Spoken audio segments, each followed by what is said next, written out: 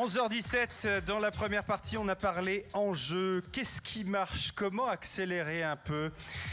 Par exemple, est-ce que industrialisation peut faire jeu égal avec standardisation? Pas sûr. Et si c'était question de sur-mesure? Les invités qui nous rejoignent de l'aventure... Merci mon cher ami, très heureux de te voir. C'est un Alexandre.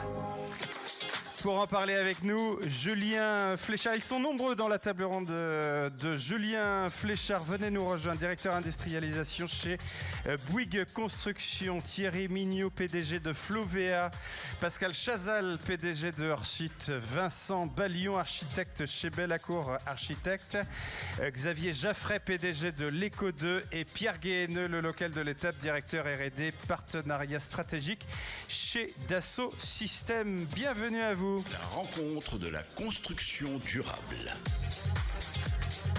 Est-ce qu'aujourd'hui on peut mixer plusieurs modes constructifs pour améliorer la productivité des chantiers? On a parlé des enjeux. Un des axes pour accélérer et réduire les pénuries de main-d'œuvre semble être l'industrialisation. Je me tourne d'abord vers Thierry Mignot et Julien Fléchard, Flovea et Bouygues. Sur quoi vous travaillez concrètement actuellement et quel type d'industrialisation vous avez expérimenté? Enfin, très concrètement, on fait exactement ce que Jean-Luc Delagrue a expliqué. On travaille sur un découpage des bâtiments en briques, sur lequel on va réfléchir à la logistique. Comment est-ce que j'amène mon matériel directement à pied d'œuvre? On va travailler sur les questions de standardisation des process. Comment est-ce que je fais pour qu'à chaque fois qu'on connecte un lavabo, on arrête de se poser la question de comment on connecte un lavabo? Et le dernier sujet... Parce que parfois on se pose la question. Surtout, on trouve des solutions différentes à chaque chantier, ce qui est extrêmement fort, mais vrai. Ouais. Et enfin, très important, on va chercher en usine la production en hors-site, là où c'est pertinent et là où, avec la taille qu'il faut. Et c'est avec Thierry qu'on fait ça, notamment sur la partie plomberie. Voilà, moi je viens de ce métier-là. J'ai commencé comme apprenti il y a quelques années. Pas très longtemps, il y a quelques années. Oui, il y a 4-5 ans. Ouais. Oui, voilà, 6 peut-être, c'est plus bien. Et, effectivement, moi je viens de ce métier-là. Et ce qui est chouette dans ce métier de la plomberie, c'est la créativité. Vous avez un mur blanc et puis vous faites un tas de trucs. Sauf que la répétabilité, ça ne marche pas très bien. L'idée, ça a été de créer, en tout cas moi, ce qui m'a excité dans ce projet-là avec Bouygues, ça a été de créer une relation partenaire. On l'avait déjà fait auparavant avec Pascal. Et c'est vrai qu'en écoutant... ça nous a obligés, nous, industriels de la plomberie maintenant, même je crois le premier en France, à travailler sur un sujet commun qui nous a permis de gagner du temps, d'aller mieux, plus vite et d'enlever une pénibilité et offrir aussi aux chefs d'entreprise la possibilité de recruter des gens moins sachants, moins performants, mais qui, tout en offrant un niveau de qualité très élevé sur vraiment des lots techniques qui sont, comme leur nom l'indique, très techniques. Et parfois, on oublie un peu que ce sont des métiers très, très importants parce que véhiculer l'eau dans un appartement, c'est très sensible. Qu'est-ce qu'on gagne concrètement?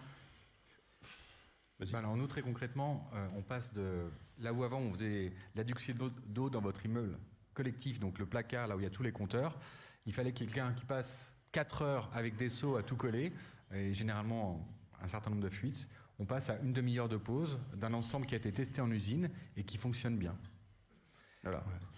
C'est aussi simple que ça. Ouais. Et ce qu'on a fait sur la plomberie, on le répète sur les différents corps de métier ensuite. On a fait ça aujourd'hui avec d'autres partenaires sur le plancher CLT. Et on est capable, en faisant la même opération, de gagner des volumes de bois. Sur une opération à Bordeaux, là, on a testé que c'était à peu près 7%. Encore Bordeaux, décidément. Tout se passe en Nouvelle-Aquitaine. Tout se passe en Nouvelle-Aquitaine aujourd'hui. Pascal Chazal, la préfa, est-ce que ça marche, la 2D, la 3D, et surtout, quels sont les gains? Les gains financiers, alors c'est pas les seuls. Peut-être une petite précision, quand on parle de préfabrication, on a parlé de préfabrication, on a parlé d'industrialisation. Aujourd'hui, on est en train de se rendre compte qu'on ne peut plus tout faire sur le chantier. Et donc, on s'oriente vers la construction hors site. Mais il est vraiment important de faire le distinguo entre la préfabrication et l'industrialisation. D'abord, un bâtiment, c'est jamais, même si un bâtiment hors site, on peut le dire comme ça, c'est jamais un bâtiment qui est 100% fait sur le chantier, en usine. C'est toujours une mixité des choses. Un bâtiment, c'est toujours ultra spécifique parce que toujours, et ça sera toujours comme ça. Et ça sera toujours comme ça, parce que c'est. Parce que tout à l'heure, on entendait notre invité dire qu'on n'a plus qu'à installer son lit. Oui. Tout à fait, mais le bâtiment, c'est toujours spécifique parce que le lieu est spécifique, parce que la réglementation est spécifique, parce que l'environnement, et c'est de plus en plus vrai puisque on arrête d'aller sur des terres nouvelles pour reconstruire des choses existantes, donc on rentre dans la ville, ça devient de plus en plus complexe. Donc on ne va pas faire un bâtiment 100% en usine, mais on va pouvoir utiliser les deux techniques qui sont la technique de la préfabrication et la technique de l'industrialisation. Il faut bien faire la différence entre les deux. La technique de la préfabrication, finalement, on le pratique déjà tous et on va continuer à le développer, mais ça reste une approche bâtiment. On conçoit le bâtiment, une fois que le bâtiment est conçu, on va chercher des éléments fabriqués en usine plutôt que les réaliser sur le chantier pour gagner du temps, pour gagner de la qualité. Aujourd'hui, on a un problème majeur de coût. On l'a dit tout à l'heure, les promoteurs immobiliers ne vendent plus, les bailleurs sociaux, ils n'arrivent plus à rentrer dans leurs enveloppes budgétaires. On a un vrai challenge, c'est d'arriver à gagner, à faire baisser les coûts de la construction. Et là, il y a une orientation très intéressante, c'est d'aller vers l'industrialisation. Si on est capable de fabriquer dans des usines des Airbus, des voitures, est-ce qu'on ne serait pas capable de fabriquer, non pas des bâtiments, mais des éléments de bâtiments? Ce qui a été cité tout à l'heure par Luc, eh bien, c'est une chambre étudiant, par exemple. Une chambre étudiant, c'est quelque chose qui tient sur un camion, hein, ça fait 18 mètres carrés, en gros 3 par 6, et on est capable de fabriquer cette chambre en usine comme on fabriquerait une voiture, vraiment, avec des techniques vraiment de l'industrie. Alors ça a déjà été fait, par exemple, dans le monde du bateau de croisière. Les bateaux de croisière, il y a 30 ans, en fait, les cabines, on les faisait dans la cale, on fabriquait le bateau, et puis on rentrait dans la cale pour faire les cabines. Aujourd'hui, les cabines, elles sont fabriquées en usine, et en 30 ans, on a réussi à diviser par 3 le prix des cabines. C'est absolument phénoménal, parce qu'on est rentré dans une logique d'amélioration continue et de standardisation. Et c'est un gain que vous visez ? C'est absolument un gain qu'on vise, et quand on regarde dans nos bâtiments, eh bien, même si le bâtiment est ultra spécifique, adapté à son environnement, on va retrouver des éléments qui peuvent être des éléments répétitifs fabricables en usine. C'est l'exemple de la salle de bain, c'est l'exemple des balcons, c'est l'exemple de la chambre étudiant, c'est peut-être l'exemple des gaines techniques. Il y a tout un tas d'éléments, quand on y regarde bien, qui sont des éléments standardisables. Par contre, c'est un changement d'approche.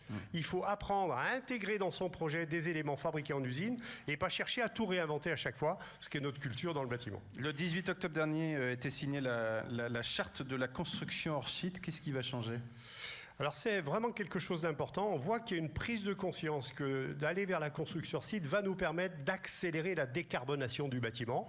Et aujourd'hui, moi je tiens à féliciter les acteurs du Grand Paris Aménagement, Société du Grand Paris, l'immobilière 3F, l'Ordre des architectes d'Île-de-France, qui ont signé cette charte, qui ont créé cette nouvelle association pour le développement de la filière hors site en France. Parce que quelque part, ils donnent le ton quand ils disent on veut 50% de nos projets, et les projets des grands aménageurs d'Île-de-France, ça représente des millions de mètres carrés. Quand ils disent on veut 50% de construction hors site, ça donne le ton et ça nous pousse tous à changer, à trouver des solutions et à accélérer le mouvement. Vous allez laisser un peu de place à Xavier Jaffray, PDG de l'Eco2, je le rappelle. Avant la construction, vous avez eu une expérience dans l'automobile. Quelle similarité ou différence vous observez avec le champ de la construction ? Alors, je vais être assez concis sur les similarités, un peu moins sur les différences. Alors, moi, j'ai bossé pour Toyota sur de la série. Alors, quand on parle de série dans l'automobile, une petite série, c'est 100 à 150 véhicules jour. Après, j'ai été patron d'usine quand j'avais 27 ans pour le groupe BIC. On parlait de 2 millions, 3 millions d'unités par jour. Donc, l'effet série, aujourd'hui, ces quantités-là, elles n'existent pas dans le bâtiment. Quand on fait un dossier de 200 logements sur 3 mois ou 4 mois, c'est de la pré-série. C'est de la pré-série. Donc, l'effet standard de se dire on va standardiser, on va avoir une unité qu'on va répéter des milliers de fois, ça n'existe pas. Ouais. Donc, ce qui existe, par contre, c'est la standardisation des processus. Effectivement, on en a parlé tout à l'heure. Moi, j'ai pas mal de gars qui assemblent des modules. Moi, les gars, qu'ils assemblent un bout de bois qui fasse 5 mètres ou 10 mètres, ils mettent les vis au même endroit. Donc, ça c'est un vrai job. Ça, c'est un vrai job. Sur l'ADN, alors je reviendrai sur le modèle industriel, mais en tout cas sur l'ADN du modèle économique, il y a des vraies différences. Aujourd'hui, on raisonne en objet. Quand on vend une automobile, on la vend et on la mène sur toujours la même route. Que vous achetiez une 205 ou une 206 ou un 4x4, vous avez une route qui est standard. Nos fonciers, ils ne sont pas standards. Et le modèle économique d'un promoteur immobilier, c'est le nombre de mètres carrés qu'il va construire sur le foncier. Donc ça oblige à un modèle industriel beaucoup plus agile. Moi, j'ai fait venir pas mal de gens de chez Toyota avec moi, en disant, on parlait de Lean tout à l'heure, ça fait partie de ce que j'ai vécu en intraveineuse. Donc en disant, est-ce qu'on peut plugger le modèle automobile dans l'industrie, dans une industrie de la construction ? Bah, c'est pas vrai. C'est un modèle à part entière. Plus de complexité, plus d'agilité, sur quoi par exemple ? Donnez-nous un exemple. Alors, plus d'agilité sur 2 points. La temporalité. Aujourd'hui, je vais lancer une production au mois de janvier. Est-ce que je suis sûr que le chantier va être prêt pour le mois de janvier ? Ben, j'en suis pas sûr. C'est pas vrai. Donc aujourd'hui, je vais vous prendre un exemple très concret. Vous imaginez... Alors que c'est rare le retard dans le bâtiment. C'est... Comment dire ? Il ne faut pas réagir à ça. Non, je ne vais pas réagir. Je vais vous donner un exemple très concret. Vous avez une ligne de production avec 20 modules, d'accord ? Un truc comme vous l'imaginez tous, une vraie chaîne automobile, d'accord ? Avec 20 modules qui n'ont pas tous le même temps gamme, d'accord ? Donc la chaîne, elle va avancer à la vitesse du plus lent. Et vous avez des gars qui vont bouger d'un poste à un autre. Mais sur la photo, c'est super. Pour les investisseurs, c'est top. Dans la vraie vie, en termes de modèle économique, ça ne marche pas. Voilà. Merci en tout cas de votre clarté, de votre franchise. Vincent Ballion, en tant qu'architecte. Oh non! Et pourquoi vous avez posé le carrelage? Il fallait faire passer les évacuations d'eau. D'abord, pour la tout recasser maintenant. Ah, monsieur Malcoxis, je suis pas architecte, moi, je suis carreleur. Je carrelé, je carrèle. Pas carrelé, je carrèle pas. Et c'est quoi cette porte au plafond? Ah, ça, je sais pas. Ah, faut voir avec numéro 10, l'architecte. De toute façon, quand on ne sait pas, on voit avec l'architecte. C'est ça. Voilà, merci Jamel. C'est évident. Avec les images, c'est encore plus frappant. On vous a appelé Jamel ou comment numéro bis parfois? Évidemment, c'est sûr, dans notre dos.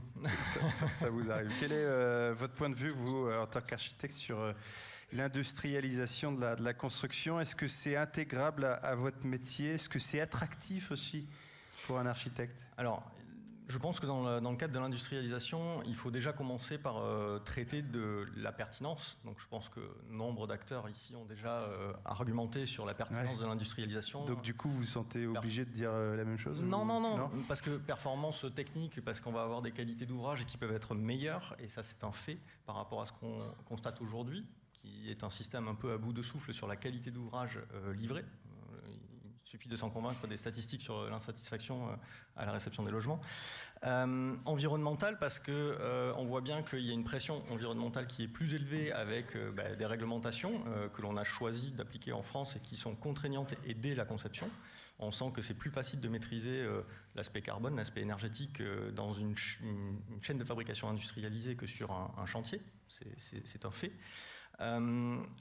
Social, parce que quand on vit les chantiers au quotidien, on voit aussi le fonctionnement des ouvriers sur un chantier et leur mode de vie. Et effectivement, peut-être qu'on peut penser aussi trouver d'autres conditions. Alors, tout n'est pas magique, mais en tout cas, peut-être que industrialiser, travailler en local, dans un secteur d'emploi déterminé avec le logement associé et pas des déplacements à l'infini, c'est peut-être aussi un gain social. Voilà, donc ça, sur la question de la pertinence, vraiment, je pense qu'il y a plein d'arguments pour ça. Par contre, il y a quelques dangers, quelques écueils auxquels il faut faire attention. Alors, j'entends parler de standardisation. En fait, le mot standardisation, contrairement à ce que certains disent, ne fait pas forcément peur. C'est le mot systématisme qui fait peur. Oui. Et il faut se rappeler que l'histoire, en France en tout cas, après-guerre, nous a coûté cher, à nous aussi, architectes, en tant que responsables des images qui ont été produites, même s'il y avait certaines qualités par ailleurs, c'est pas le sujet. On a changé de contexte, on a changé d'époque, on a changé de beaux exemples d'ailleurs. Voilà, il y a des beaux exemples, c'est pour ça, il y a effectivement des beaux exemples. Mais par contre, aujourd'hui, il faut retenir l'histoire et se nourrir de l'histoire pour pas répéter les éventuelles mêmes erreurs. C'est ça qui est important, je pense. Enfin, on est dans un pays qui a des régions qui sont diverses, qui a un climat qui est diversifié du nord au sud. Et en tant que concepteur, on ne conçoit pas les bâtiments de la même manière dans le sud de la France que dans le nord, en Bretagne qu'à Marseille. C'est très important. D'autant plus qu'il y a une mutation climatique qui nous rattrape et pour laquelle il faut justement tenir compte. Oui. Dans le cadre de la RE 2020, par exemple, qui est devenue vraiment contraignante sur le sujet, alors moyennant qu'on prenne cet argument comme une contrainte réelle ou un atout pour en faire autre chose, effectivement, nous, aujourd'hui, on se doit d'être contextuel. C'est ça qui est important. Et du coup, l'industrialisation doit suivre cette obligation de contexte et doit s'adapter toujours plus.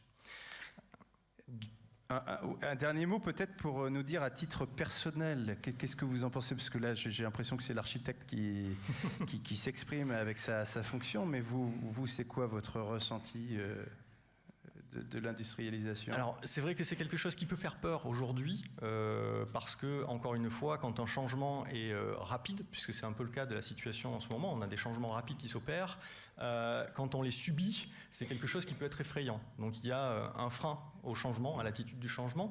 Et puis après, on a une autre façon de voir les choses. On peut aussi se dire, ça marche ailleurs. On est capable de designer des voitures, on est capable de designer du mobilier, on est capable de créer des choses qui sont palpitantes, qui sont intéressantes, qui sont pertinentes, moyennant qu'on aille vers ces systèmes-là et qu'on les comprenne.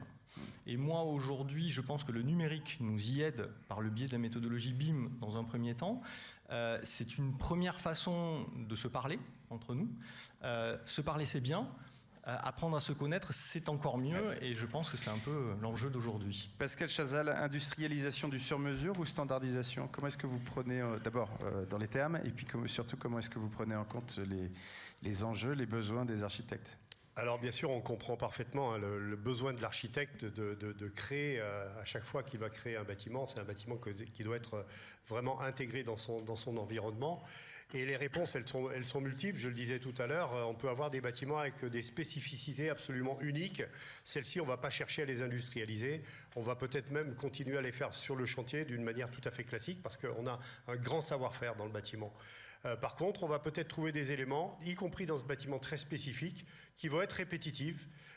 Prenons l'exemple de la salle de bain. Eh bien, une salle de bain, par exemple, quand on fait du logement étudiant ou quand on fait du logement social, on n'a pas besoin d'avoir 1 milliard de types de salles de bain. Donc celle-ci, on va pouvoir industrialiser. Et puis entre les deux, on va trouver la préfabrication. La préfabrication qui va finalement être cette approche bâtiment au plus près du projet. Et on va transférer un certain nombre d'heures dans un atelier.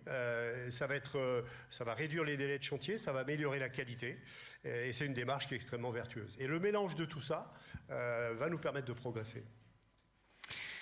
Thierry Mignot, Julien Fléchard, la mise en place d'une transformation, ça nécessite évidemment de prendre en compte de nombreux ingrédients, une gestion encore une fois importante du changement. On en parlait tout à l'heure avec votre collègue de l'Aquitaine, Marie-Ange. Quelles sont les recommandations, les retours d'expérience et surtout comment est-ce qu'on aide les équipes à mieux faire leur boulot? Ils servent cette potion qui décuple les forces. J'en ai bu. Je suis maintenant un surhomme au César. Enfin, une surfemme. On n'a pas forcément une potion, ou alors il faut qu'elle soit légale. Ouais. Déjà on m'a branché sur le chanvre tout à l'heure, j'ai pas compris. Je pense que l'écoute, la connaissance du métier de base et le savoir-faire allié à l'industrialisation et la préfabrication, toute cette espèce de mélange doit être très, très homogène et très, très entendu et compris par tous les acteurs. Que ce soit le compagnon sur chantier, à qui on propose un nouveau métier, alors, en général souvent vite adopté parce que confortable et moins accidentogène, plus valorisant aussi, et puis cette nouvelle compréhension, notamment pour les lots techniques, de comment s'est fait un bâtiment de manière plus générale. Et la 3D, le BIM, cet environnement numérique est très très important dans la compréhension. En fait, moi je rejoins complètement parce que le premier acte qu'on fait... Vous êtes toujours d'accord tous les deux, j'ai remarqué. Pas toujours. Non. Un peu de ça débat, se passe comme ça entre quand nous. même. Non, on est passé énormément de temps, et même dans l'usine de Thierry, à comprendre comment les gens font concrètement les choses. Et c'est quelque chose qu'on a perdu en fait, de recomprendre pourquoi est-ce que faire... on a été chez un collet battu, c'est bien, et pas un pas de vis. Et donc, nous, on a passé beaucoup de temps sur chantier avec les compagnons, et après, il faut faire le travail d'extrapolation aussi pour dire comment est-ce qu'on transforme. Parce que l'idée n'est pas de répéter que ce qui est fait, c'est on leur pose la question, comment tu vois les choses demain, comment tu... Et les gens qui ont le savoir-faire métier, globalement, m'ont décrit concrètement sur chantier qui voulaient le produit que Thierry faisait sans le connaître. Pascal Chazal, qu'est-ce que vous recommandez aux entreprises que vous conseillez ? Eh bien, c'est l'accompagnement du changement. C'est vraiment se rendre compte que c'est une opportunité formidable aujourd'hui de se réinventer dans le monde de la construction. Que le mot industrialisation, le mot standardisation, ce n'est pas des gros mots, il faut les comprendre. Je cite souvent un architecte anglais qui s'appelle Rory Bergin, qui fait de la construction modulaire depuis pas loin de 15 ans, et qui nous disait c'est parce que nous, on a compris le mot standardisation qu'on fait les plus beaux projets qu'on ait jamais faits. Et aujourd'hui, c'est un cabinet d'architectes qui fait des bâtiments jusqu'à 50 étages. On a compris à quel endroit ça pouvait être le plus pertinent, en fait, c'est ça ? C'est ça, et finalement, il ne faut pas avoir peur de ce changement, mais c'est un véritable changement. Ça change les habitudes. Par exemple, l'industrialisation, c'est ne pas aller jusqu'au bout du dessin, jusqu'à l'APD, et puis ensuite aller chercher les entreprises. C'est travailler en mode collaboratif, ça a été dit tout à l'heure, et puis aller chercher finalement le meilleur savoir-faire des industriels pour l'intégrer dans son projet. C'est une véritable révolution culturelle, celle-ci, et organisationnelle. Xavier Geffray, pour l'Eco 2, quel conseil vous donnez à quelqu'un qui veut entreprendre ? Parce qu'on a bien compris que vous n'étiez pas un lapin de 6 semaines. Non. Premier conseil, déjà s'habituer à mettre les mains dans le moteur. C'est-à-dire qu'on ne peut plus être monométier. C'est-à-dire qu'en gros, quand on fait de l'industrie... Donc là, on sent que c'est l'ancien spécialiste de l'automobile qui parle. Ouais, alors là, ça va, c'est une frange assez minime. Donc là, on va gérer des nomenclatures, il faut maîtriser tous les métiers, donc on peut pas, c'est pas parce qu'on est charpentier qu'on va savoir faire des modules. Donc premier conseil, s'appuyer sur des technos éprouvés, c'est-à-dire qu'entre la bonne idée et puis le faire et le livrer dans de bonnes conditions, il y a un peu de route. Deuxième, d'être pas mal capitalisé, parce que ça consomme pas mal de cash. Voilà. Et la question de la formation, elle est centrale, parce qu'aujourd'hui, les profils... Oui, parce que vous animez, vous proposez des formations aussi. Alors moi, le modèle que j'ai bâti, il a été fait pour être transmis, y compris à des PME. Il est volontairement scalable pour s'implanter dans les régions. On a des cas, y compris à l'étranger, au Pakistan, au Sénégal, pour implanter des usines. Le but, c'est de ramener la compétence dans le territoire et déplacer de la formation, ça coûte pas très cher. Déplacer des modules, ça coûte un petit peu de sous. Donc c'est relocaliser au maximum et transmettre au maximum. Julien Fléchard, la préface, c'est l'unique voie vers la transformation, ou vous voyez autre chose ? Non, on en a beaucoup parlé, mais la préfa est couplée. Il faut la mettre au bon endroit, à la bonne taille. Et au bon moment, il ne manquerait plus que ce soit l'inverse, quoi. Alors, je dois vous avouer que j'ai déjà vécu ça. C'est-à-dire une salle de ma préfa amenée, posée. Ah, finalement, on n'a pas fait le placo, donc on enlève la salle de ma préfa, on la remet. Ah, on a oublié de faire les bandes, donc on la redéplace, on la remet. C'est très consommateur et c'est très nuisif, in fine. Parce que les gens disent, en fait, c'est préfa, mais c'est pas fini. Donc, la préfa est un élément important. La logistique et le lean sont complètement liés à l'acte d'industrialisation. Et puis, je reviens sur ne pas réinventer tout à chaque fois. Il y a des choses qu'on fera sur chantier, des choses... et d'ailleurs, les très bons artisans maîtrisent un geste. C'est pareil pour nous, il y a certains process qu'on peut standardiser. Dernière question avant d'écouter le préfet. Pierre Guéheneux, pour la synthèse, dans une seconde, Pierre, mais il a déjà la main sur le buzzer et ça c'est très bon. Vincent Ballion, en tant qu'architecte, on est d'accord avec ces méthodes, terminer la créativité. On ne peut pas tout régler par des potions. Il y a des choses immuables. La nature a besoin de temps. Il faut des mois et des années pour que d'une petite graine, à force de patience, de soleil et d'eau, un bourgeon se développe. Est-ce que l'industrialisation de la construction et la créativité des architectes peuvent faire bon ménage ? Oui, je crois. Est-ce que la petite graine dont parle Panoramique peut continuer à pousser ? On a un nombre d'exemples qui montrent que c'est tout à fait possible. Le vrai sujet, c'est la question de la temporalité. Parce que par contre, ce dont on a très peu parlé, c'est le temps qu'il faut pour synthétiser tout ça en un ouvrage à construire. Et celui-là, il est plus long, généralement, que ce que l'on a l'habitude de faire aujourd'hui dans le bâtiment, parce que comme le disait Pascal tout à l'heure, on finit un peu les trucs sur le chantier, donc évidemment, ce temps qu'on passe sur le chantier, on ne le passe pas en amont. Ça, c'est important, et je pense que c'est capital. Après, effectivement, comme je le disais tout à l'heure, il y a cette acculturation. Je ne suis pas un industriel, je ne suis pas en capacité de remplacer un industriel dans la conception. je suis architecte, ma place est là, mais par contre, pour autant, il faut que j'ai la capacité d'aller chercher les bons acteurs au bon moment. Alors, il y a plusieurs sujets. Pour que moi, je ne sois pas bridé dans cette capacité, il faut aussi qu'on ait les bons outils d'échange avec nos maîtres d'ouvrage, avec les bons outils de contractualisation. C'est toujours une affaire de communication, de respect de la place de chacun. Oui, ça reste des besoins de chacun. Ça reste vrai. Je pense que dans toute industrie, personne ne prend la place d'un autre. C'est chacun à sa place. Merci Pierre Guéheneux, je vous ai appelé préfet parce que vous êtes directeur R&D partenariat stratégique chez Dassault et le dernier à parler dans cette table ronde. Pour peut-être une synthèse, qu'est-ce que vous avez envie de retenir? Ce qu'on peut voir, c'est on a quand même plusieurs profils autour de la table, c'est qu'il y a une vraie volonté d'aller vers l'industrialisation et une meilleure production. Ce qu'on peut constater aussi, c'est que dans l'histoire de l'humanité, l'industrialisation, la construction, on n'y est jamais arrivé. Je pense souvent à l'exemple de Catera qui a quand même capitalisé 2 milliards pour au final déposer le bilan. Donc il faut aborder ça avec beaucoup de sagesse. Par contre, je pense qu'on est au bon moment. C'est-à-dire que ce qui est important, c'est pourquoi on est autour de la table aujourd'hui, c'est que s'il n'y avait pas le changement climatique, on n'y serait pas. Et il y a une vraie réalité. Alors c'est parfois difficile à comprendre. Si on prend aujourd'hui, un architecte intègre bien l'ascenseur dans son projet, en respectant la verticalité de la gaine. Et pourquoi l'ascenseur est conçu comme un système à part entière? C'est parce que si on ne fait pas comme ça, l'ascenseur tombe et il y a des morts. Et en fait, qu'est-ce qui a contraint les gens à industrialiser l'ascenseur? C'est juste qu'il y avait un risque pénal. Et on a le même... c'est ça, quand il y a de la contrainte, il n'y a pas le choix, donc, voilà. Donc et on en passe gros, à autre chose. Ceux qui se sont amusés à faire des ascenseurs en lots séparés, ils ont fini en prison. Et donc, ils ont arrêté de faire des ascenseurs en lots séparés. Donc, c'est pas plus compliqué que ça. Et avec le changement climatique, on a un petit peu le même phénomène. C'est-à-dire qu'on change la mission du bâtiment. Jusqu'à présent, le bâtiment, on demandait de faire des surfaces de plancher, alors que là, on lui demande maintenant d'être neutre en carbone, de contribuer à l'économie circulaire et de dépenser le moins d'énergie possible. Donc ça, il n'y a pas besoin d'avoir fait Bac+12. Si on change la mission d'un système, on change sa composition. Ah oui. Donc une des réponses aujourd'hui, c'est de se dire, si j'industrialise et je préfabrique, je vais internaliser mes interfaces, donc je vais mieux les maîtriser. Et en fait, qu'est-ce qui se passe là-dedans? C'est que, je donne souvent une anecdote pour que les gens maîtrisent bien c'est quoi une interface nouvelle amenée par le changement climatique. C'est par exemple, si je change le robinet de ma salle de bain, je peux être contraint de changer le vitrage du séjour. Alors qu'a priori, il n'y a aucun rapport entre un vitrage et un robinet. Expliquez-moi. C'est qu'en fait, si on a un robinet de classe 4, on ne peut pas se laver les mains sans passer en position eau froide, donc on ne déclenche pas la chaudière. Si on passe en classe 3, on peut ouvrir en position mitigée, donc on va déclencher la chaudière, consommer de l'énergie. Donc si je passe en classe 3, cette énergie que je consomme, il faut la compenser par une meilleure isolation du vitrage. Eh oui.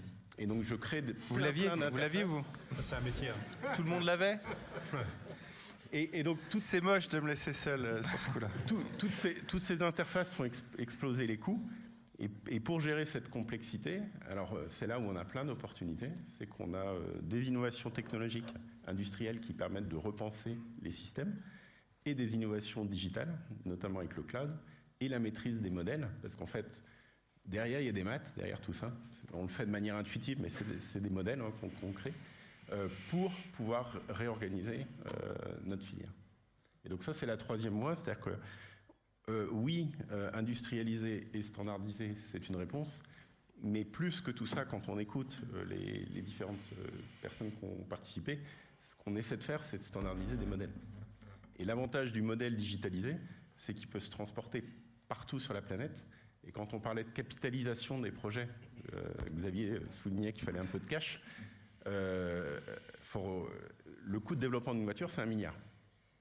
Il y a peu d'industriels qui sont capables de la construction, capables de mettre 1 milliard de cash pour tout étudier. Donc il va falloir collaborer. Et donc avec le cloud et la capacité à digitaliser des modèles, on peut ouvrir une troisième voie qui sera l'industrialisation de la construction et très proche de l'industrie du futur. Et ben voilà, on va terminer cette table ronde avec le mot futur. Merci beaucoup à tous les 6 d'avoir été avec nous sur cette deuxième table ronde. Pierre Guéheneux, Xavier Jaffray, Vincent Ballion, Pascal Chazal, Thierry Mignot et Julien Fléchard étaient avec nous. Et nous partons au standard. Énormément d'appels.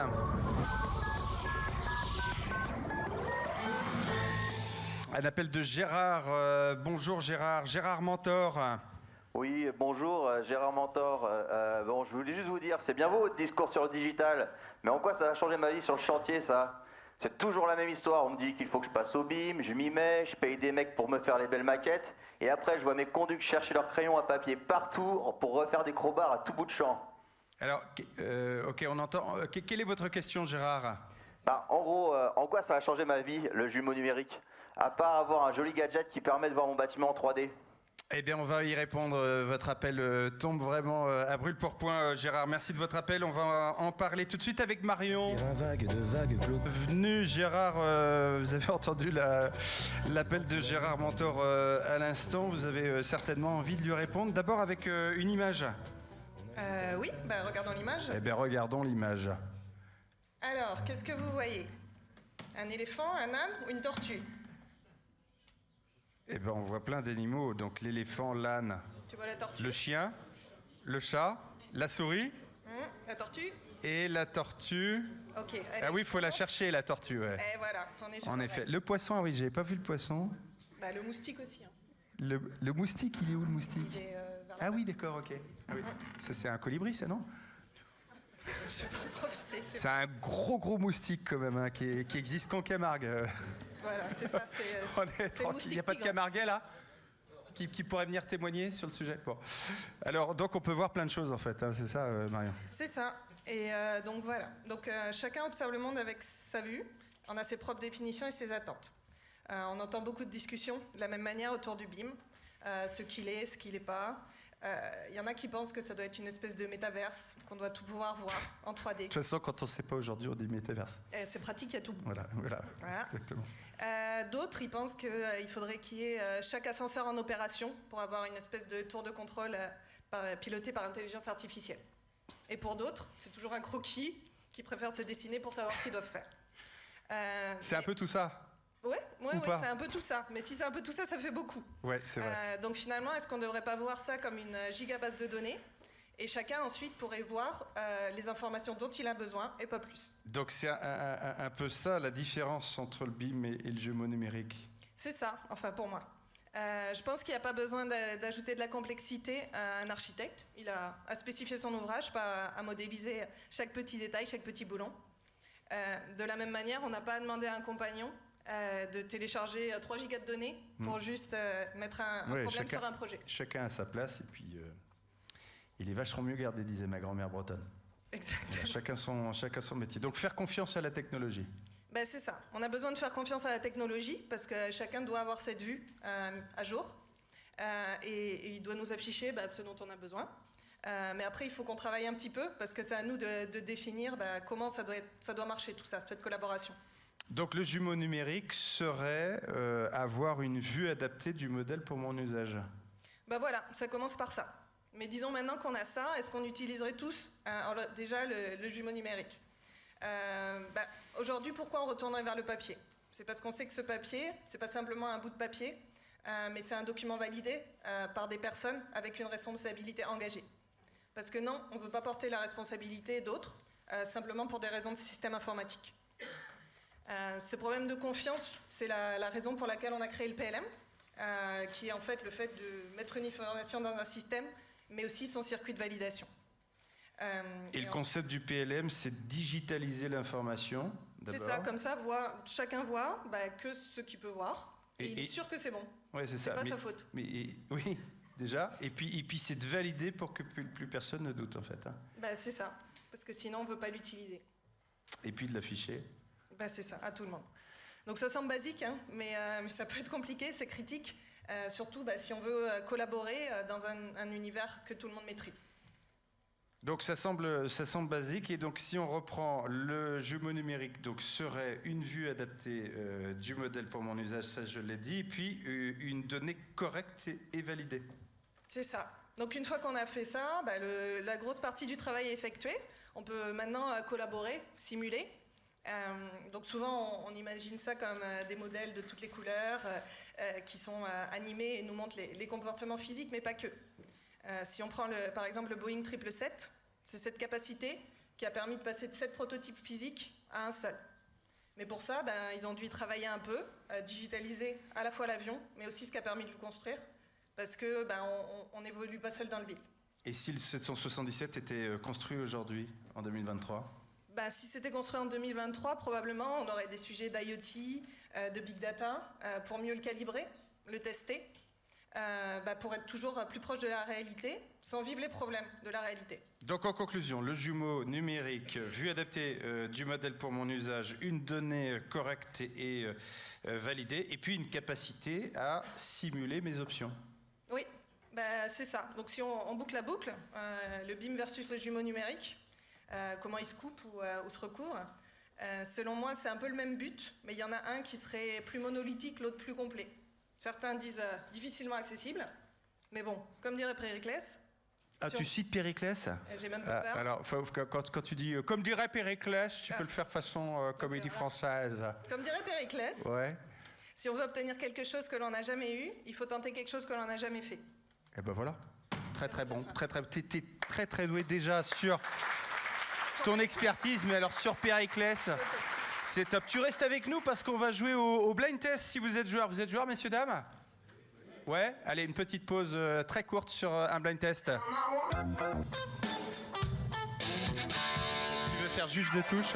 Voilà. Si tu vois un hors-jeu, si tu vois un hors-jeu, tu le signales. Ça parle de maison, ça parle d'habitat. Et tu regardes bien le public pour savoir qui lève la main en premier ou en première. Ça parle d'habitat. Ça démarre très cool. Il faut trouver l'artiste, évidemment. Ou le titre. Ah, on a monsieur. Oui, bonne réponse. Dans ma maison vide, dans ma chambre vide, je passe l'été à écouter. Et pour valider le point, faut chanter. C'est possible ? Ça parle d'habitat. Monsieur là-bas. Monsieur. Comment ?